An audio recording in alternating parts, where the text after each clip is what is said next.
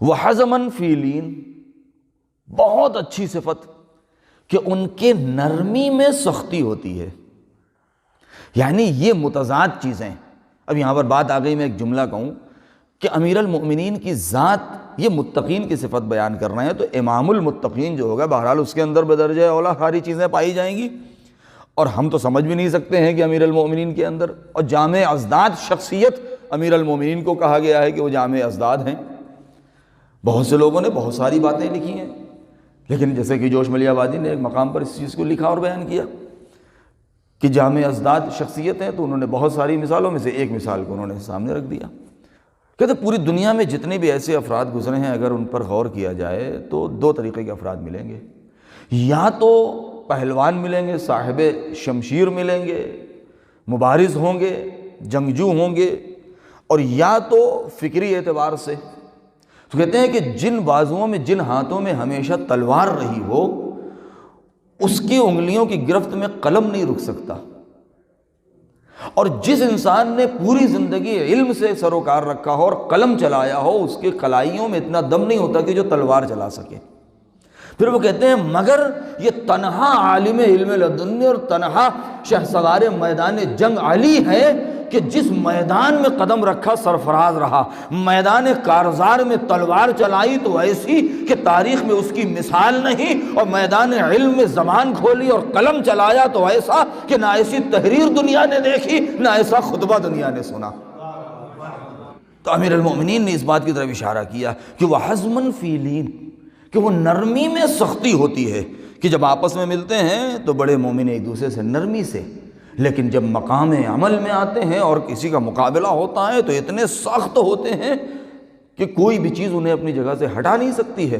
امیر المومنین نے ایک خطبے میں غالباً جنگ صفین میں اپنے بیٹے جناب محمد حنفیہ کو جب میدان کارزار میں بھیج رہے ہیں تو ان کو اپنے قریب بلایا اور زرہ وغیرہ پہنانے کے بعد سر پر کلاه خود رکھا، گھوڑے پر سوار کرنے سے پہلے ان کو وصیت کر رہے ہیں اور نصیحت کر رہے ہیں، اے میرے لال دیکھو میدان جنگ میں جا رہے ہو تو کیسے لڑنا۔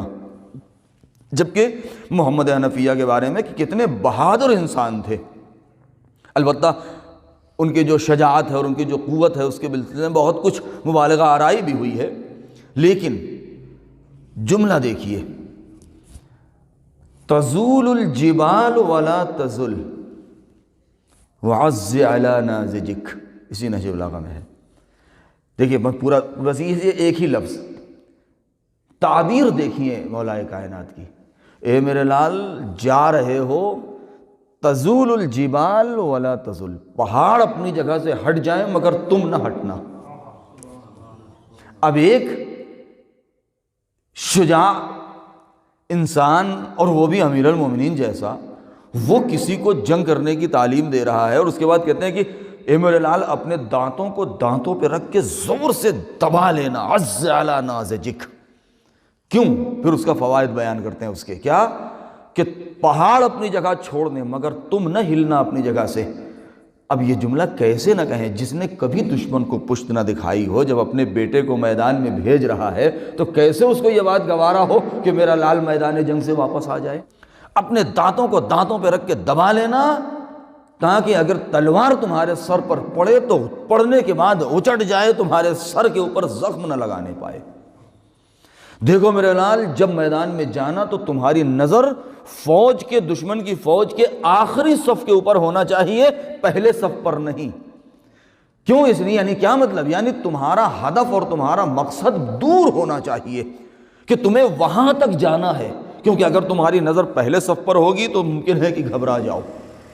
نیزوں اور تلواروں کے اوپر جب سورج کی کرن پڑے تو اس کی چمک سے اپنی آنکھوں کو جھپکا مت لینا، گھبرا نہ جانا۔ یہ امیر المومنین تعلیم دے رہی اس انداز سے۔ وَإِيمَانًا فِي یقین، ان کے یقین کے اندر ایمان ہوتا ہے۔ ہم اور آپ ایمان اور یقین کو ایک چیز سمجھتے ہیں، نہیں، ایمان کے اندر، یقین کے اندر ایمان ہوتا ہے۔ وَحِرْصًا فِي علم، علم حاصل کرنے کے لالچی اور حریص ہوتے ہیں، جہاں کہیں بھی علم اور حکمت مل جائے فوراً لے لیتے ہیں، کبھی اس سے چوکتے نہیں، چھوڑتے نہیں ہیں۔ وَعِلْمًا فِي حِلْم، ان کے حلم کے اندر علم ہوتا ہے۔ وَقَصْدًا فِي غِنًا، اور جب پروردگار ان کو مال و دولت دیتا ہے تو وہ قناعت کرتے ہیں، اسراف نہیں کرتے، فضول خرچی نہیں کرتے ہیں۔ وخشوعاً فی عبادت، اور عبادت میں خشوع و خضوع پایا جاتا ہے۔ دیکھیں خضوع ایک الگ چیز ہے، خشوع ایک الگ چیز ہے۔ خشیعت یعنی خوف پایا جاتا ہے، بالکل خلوص اور خالصۃ لوجہ اللہ۔ تو اس کہتے ہیں کہ وتحرجاً عن طمع، کسی بھی چیز میں سوائے علم کے، سوائے تقرب پروردگار کے، باقی ہر چیز میں لالچ سے پرہیز کرتے ہیں، دور بھاگتے ہیں۔ قصداً فی غنا، خشوعاً فی عبادہ، وتجملاً فی فاقہ۔ دیکھیں یہ کتنا حسین بیان کہ فاقہ بھی کرتے ہیں تو بڑی خوبصورتی سے کرتے ہیں کہ انسان کو پتہ نہیں چل پاتا ہے کہ اس کے گھر میں کچھ ہے یا نہیں ہے، کہ چہرے پر تبسم ہوگا، چہرہ حشاش بشاش ہوگا، 2 دن سے کھانا نہیں کھایا ہوگا، مگر لوگوں کے اوپر ظاہر نہیں ہونے دیں گے، بڑی خوبصورتی سے فاقہ کرتے ہیں۔ وصبراً فی شدہ، اور شدت میں صبر کرتے ہیں۔ وطلباً فی حلال، اور حلال رزق میں کوشش کرتے ہیں۔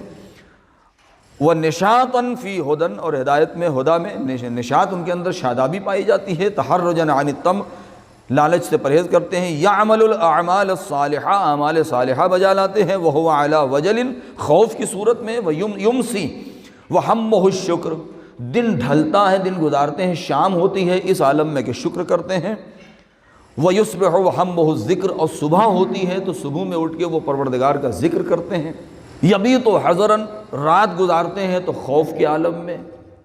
دنیا داری کی وجہ سے رات میں ان کو بستر پر کروٹیں لیتے ہیں تو نیند نہیں آتی۔ ایسا نہیں ہے کہ وہ کہیں کہ مجھے اتنا لاس ہو گیا اور تجارت میں اتنا نقصان ہو گیا اور فلاں ہو گیا، مجھے رات بھر نیند نہیں آئی۔ اگر وہ شکایت بھی کریں گے کبھی اوور تو کرتے ہی نہیں ہیں۔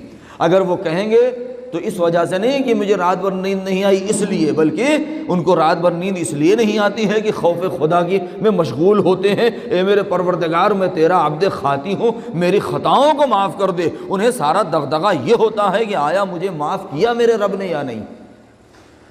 وَيُصْبِحُ فَرَحًا، رات بھر بے چین رہتے ہیں۔ دیکھیے عجیب ہے متقی کی بات، جو انسان رات بھر بستر کے اوپر کروٹیں بدلے گا، نیند نہیں آئے گی، جب صبح میں وہ اٹھے گا تو کبھی بھی اس کی طبیعت ٹھیک نہیں ہوگی، مگر متقی جب خوف خدا سے رات بھر بستر کے اوپر کروٹیں بدلتا ہے تو یصبح فرحاً، تو جب صبح میں اٹھتا ہے تو خوشحال ہوتا ہے، شادابی ہوتی ہے۔ ایسا نہیں ہوتا کہ اس کے اندر نیند کا غبار اور خمار بھرا ہوا ہے۔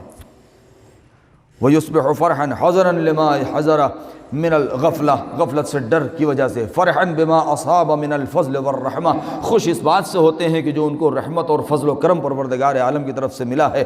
ان استصعبت علیہ نفسہ فیما تکرہ لم تعطها سؤلها فیما تحب، اگر نفس کسی بات کے اوپر زور بھی دیتا ہے کہ انسان اس چیز کو حاصل کر لے کہ جو مکروہ ہے، کہ جس کو وہ دوست نہیں رکھتے ہیں، تو کبھی بھی وہ اپنے نفس کے اس سوال کو پورا نہیں کرتے ہیں۔ وہ نفس ہمیشہ سوالی رہتا ہے، اس کے نفس کا کبھی جواب نہیں دیتے، یعنی نفس امارہ کی ہمیشہ مخالفت کرتے ہیں۔ یمزج الحلم بالعلم، ان کا حلم ان کے علم سے ممزوج ہوتا ہے، ملا ہوا ہوتا ہے بالکل۔ والقول بالعمل، اور ان کا قول اور ان کا عمل بالکل ایک دوسرے کے مطابق ہوتا ہے۔ جو کہتے ہیں وہی کرتے ہیں، جو کرتے ہیں وہی کرتے ہیں۔ یہ امیر المومنین متقین کی شناخت بیان کر رہے ہیں۔